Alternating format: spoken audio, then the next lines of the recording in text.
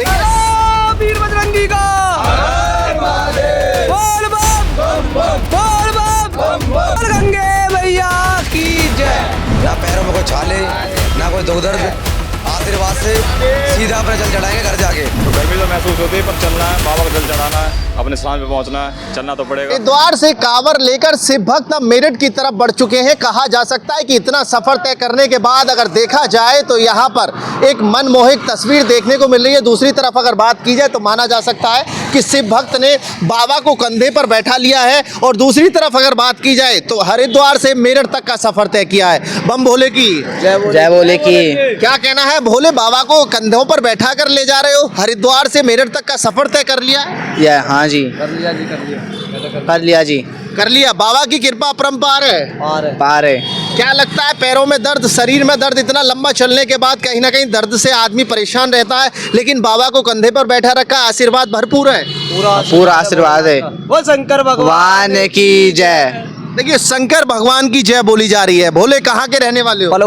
पलवल के रहने वाले हो। हरिद्वार से मेरठ तक का सफर तय हो चुका है और आगे पलवल का जारी है। पलवल का जारी है जी। कतई महादेव को कंधे पर बैठाया, बड़ी मनमोहक तस्वीर है। माना जा सकता है कि लोग देखने के लिए आस्था की भीड़ यहाँ पर इकट्ठा हो जाती है जब निकलते हैं आप। हाँ जी, बहुत भीड़ हो जाती है। सेल्फी वेल्फी लेते हैं बहुत से, मतलब कि कहते हैं भोले रुकना, बहुत अच्छी वो मतलब कि भोले की मूर्ति। भोले के सर पर भी आपने सापा बांध रखा है, चश्मा लगा रखा है। कहा जा सकता है कि इस वक्त अगर इस तस्वीर को देखा जाए, गले में बैजंती माला है और त्रिशूल हाथ में है। दूसरी तरफ आशीर्वाद की अगर बात की जाए तो आशीर्वाद देते हुए नजर आ रहे हैं बाबा। पूरा आशीर्वाद दे रहे हैं भोलेनाथ। तो देखिए, कहा जा सकता है कि ये वो शिव भक्त हैं कि जो बाबा को अपने कंधों पर बैठा कर हरिद्वार से पलवल की तरफ निकले हैं। क्या कहना है भोले बम भोले की? बढ़िया है जी, बोले की बढ़िया है। कितने किलोमीटर का सफर और बचा हुआ है अभी कम से कम 150 किलोमीटर का सफर होगा अच्छा है जी। कै दिन में पार हो जाएगा, उम्मीद क्या है?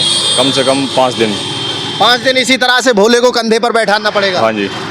कंधे पर विराजमान करने के बाद अगर बात की जाए तो दुख दर्द कहीं ना कहीं कम हो जाते हैं। माना जाता है कि पैदल नहीं चला जाता। भीषण गर्मी इस वक्त पड़ रही है। भोले की आस्था में दुख दर्द तो होता ही नहीं है जी। नहीं होता दुख दर्द? बिल्कुल नहीं होता। आपका क्या कहना है भोले? जिस तरह से कांवर कंधे पर है, भोले बाबा का विराजमान है, सही है जो भी है, यात्रा जो भी जैसी भी हो रही है, अच्छा लग रहा है जो भी है। बम भोले की चल रही है। हाँ जी, ना पैरों में कोई छाले ना कोई दुख दर्द, आशीर्वाद से सीधा अपने जल चढ़ाएंगे घर जाके। सीधा शंकर भगवान की जय। वीर बजरंगी का बोल बम बोल बम बोल बम बोल बम बोल गंगे मैया की जय। कहा जा सकता है कि जिस तरह से ये शिव भक्त यहाँ पर कांवर लेकर जा रहे हैं, बाबा को कंधे पर विराजमान करने के बाद आराम करने के वक्त इस कुर्सी पर बाबा को बैठाते हैं, लेकिन उसके बाद जब सफर तय करते हैं तो कंधे पर बैठाकर बाबा को ले जाते हुए नजर आते हैं। शिव भक्तों की आस्था है और माना जा सकता है कि भीषण गर्मी जिस तरह से यहाँ पड़ रही है।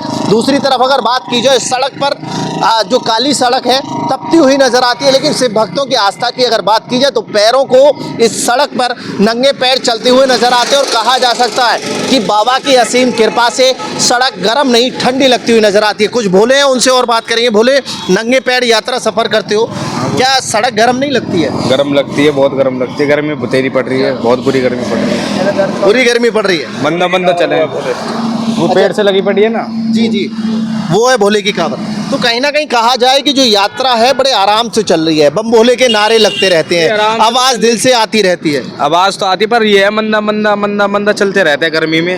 मंदा चलते रहते हैं। कुछ और भी भोले ये बताइए, जो नंगे पैर आप चलते हो, रोड बहुत गर्म रहता है, तपता रहता है, क्या महसूस नहीं होता? कुछ नहीं महसूस होता, आराम चलते हैं।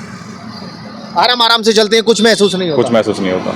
लगता नहीं है कि इतनी तपती हुई गर्मी में और इस तरह से आप निकल रहे हैं, कंधे पर बाबा बैठे हैं, लेकिन पैदल नंगे पांव आप चल रहे हैं? तो गर्मी तो महसूस होती है, पर चलना है, बाबा का जल चढ़ाना है, अपने स्थान पे पहुंचना है, चलना तो पड़ेगा। अपने स्थान पर पहुंचने की चलना पड़ेगा। कितने किलोमीटर हर रोज चलते हो? 30 किलोमीटर कम से कम। 30 किलोमीटर पर डे। तो देखिए, कहा जा सकता है कि ये शिविर चालू क्यों नहीं हो रही है अभी? शिविर होंगे चालू, चल रही है प्रक्रिया, एक समय से होते हैं ये सब प्रक्रिया जो है प्रशासन की तरफ से चल रही है। हाँ, इस पे थोड़ी परेशानी हो रही है, बाकी और कोई दिक्कत नहीं है। रुकने बाकी के लिए कोई दिक्कत हो रही है? हाँ, रुकने के लिए दिक्कत हो रही है थोड़ी।